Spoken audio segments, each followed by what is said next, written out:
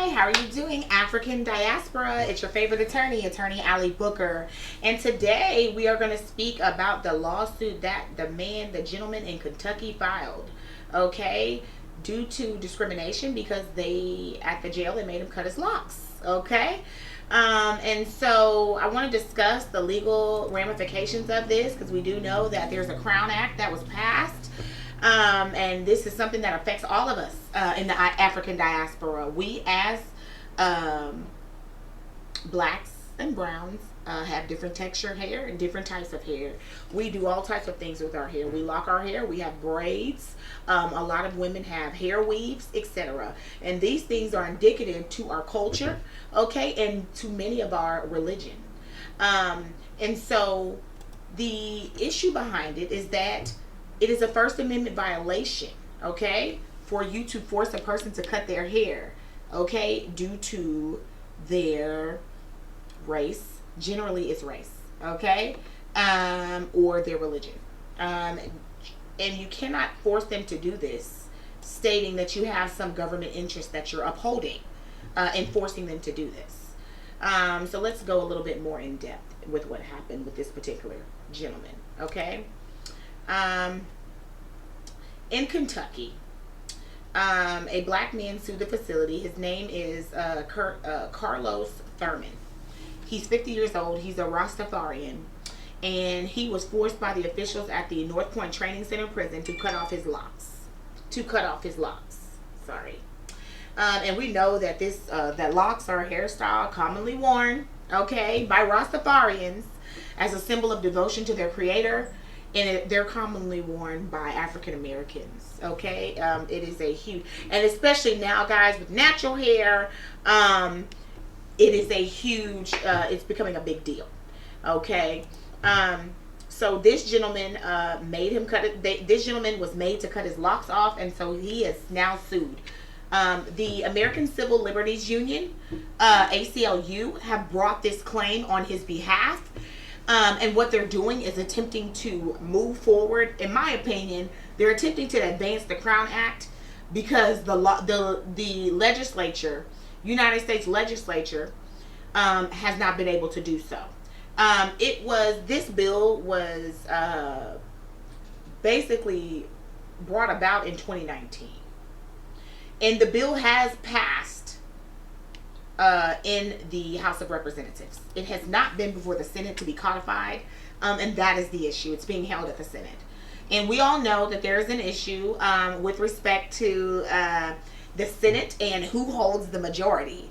So right now, the Senate is able to block a lot of bills and stop them from becoming laws by filibustering, etc., or by moving things off of their templates for the meetings. Due to the fact that there have been issues with Corona, a lot of things have been kicked back and they have not been addressed. However, the House of Representatives did make sure that they pushed the Crown Act through, and now we're just waiting on the Senate.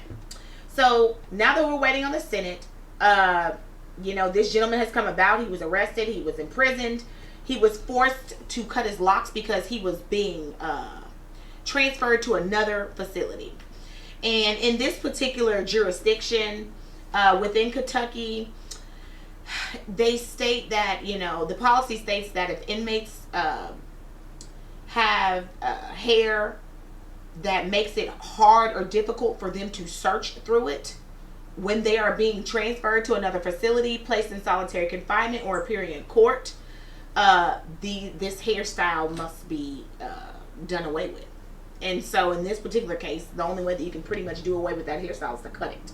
Okay? And subsequently that was done.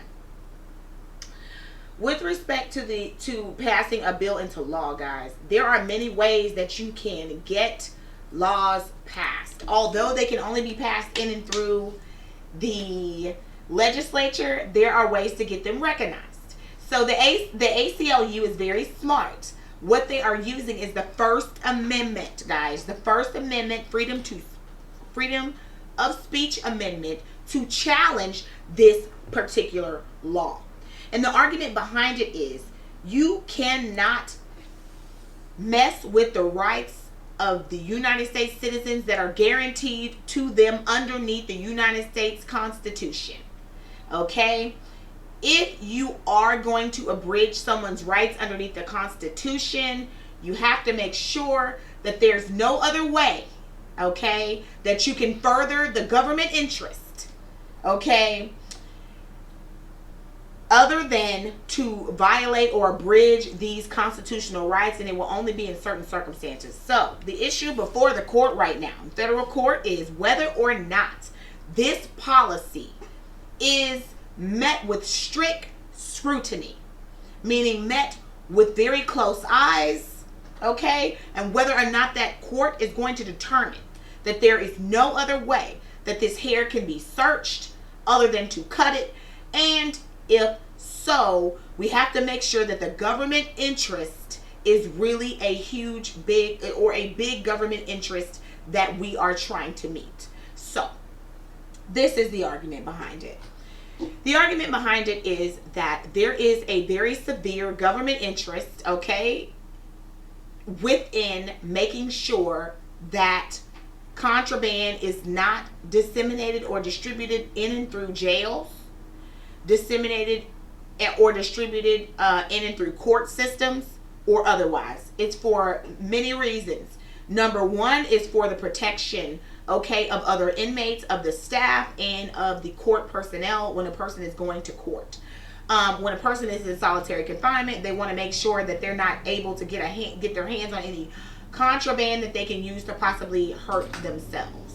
So that is the government interest that they are seeking to protect with this policy that says you can't have this hair that is hard to search. Now, because this lawsuit has been filed, the federal district court now has to look at this policy and look at the government interest of ensuring that contraband is not taken throughout the jails and ensuring safety. And they're going to have to look at it with strict scrutiny and determine whether or not there's another way that this prison system can get to that same result. Meaning, is there another way that they can ensure that hair that is difficult to search can be searched for people going in solitary confinement, people being transferred through prisons, and people who have to go to court? If the court determines that they have other ways that they can search this difficult hair, they're not going to let them cut it. And what that's going to do is that's going to solidify that Crown Act, although the Crown Act has not been passed.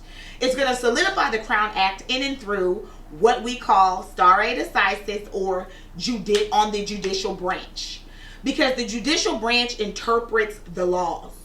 So there are two ways that they're fighting to assist us with our hair.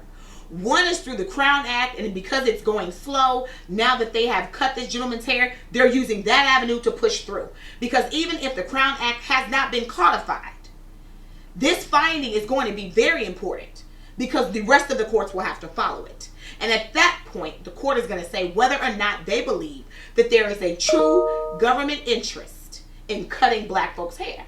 And then when you're dealing with cutting people's hair in prison systems, although this is a state prison, it's going to walk on over into the private sector, and it's going to give us some understanding and guidance with respect to jobs as well.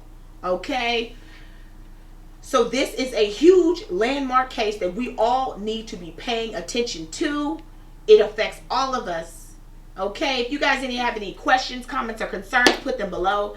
Make sure you send any questions to me, booker@bookerlawfirm.com, any topics that you'd like for me to cover. Make sure you add me on Instagram, she_ya_lawyer. Also, follow me on TikTok, LegalQ, that's the letter Q, that's the letter TEE. And I also have a YouTube channel where I expand on different types of law as well. Until next time, guys, I'm going to go ahead and we're going to put court in recess. Okay, let's bang that gavel, African diaspora. Court is in recess until next time, guys. Thank you, and y'all have a fantastic night and or evening. Goodbye.